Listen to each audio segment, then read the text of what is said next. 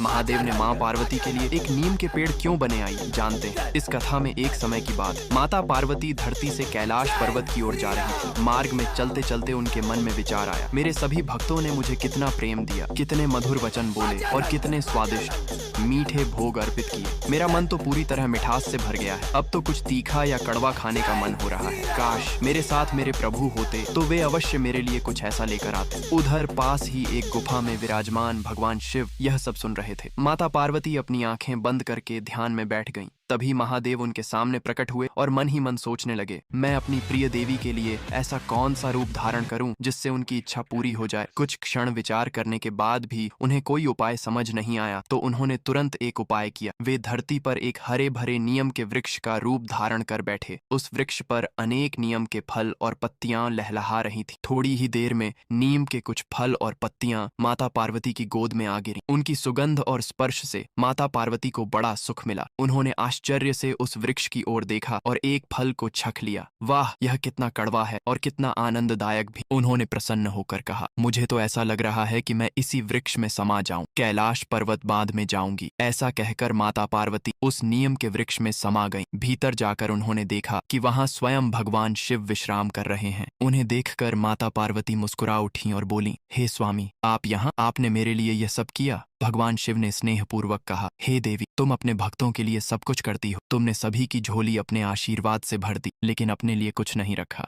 जब मेरे भक्त मेरी पूजा में कोई कमी करते हैं तो तुम स्वयं मनुष्य रूप में आकर उसे पूरा करती हो। ऐसे में मेरा कर्तव्य है कि मैं तुम्हारी इच्छा पूरी करूं। यह सुनकर माता पार्वती भाव विभोर हो गईं और उन्होंने शिव जी के चरणों में प्रणाम किया। तब महादेव बोले, हे देवी, मैं ही वह नियम का वृक्ष बना था जिससे तुम्हें यह कड़वा स्वाद मिला और आनंद भी। माता पार्वती ने मुस्कुराते हुए कहा, हे प्रभु, अब मैं इसी नियम के वृक्ष में निवास करूंगी। शिवजी ने आश्चर्य से पूछा, क्यों देवी? माता पार्वती बोली, जब भी किसी मनुष्य को पीड़ा या कष्ट होगा, मैं नियम के पत्तों के रूप में उसकी बीमारी और दुखों को दूर करूंगी। मैं अपने बच्चों को कष्ट में नहीं देख सकती। यह सुनकर भगवान शिव हंस पड़े और बोले, हे देवी, तुम सच में महान हो और भोली भी। तभी माता पार्वती मुस्कुराते हुए बोलती है, जो कोई इस कथा को देख रहे हैं उसने लाइक और सब्सक्राइब नहीं किए हैं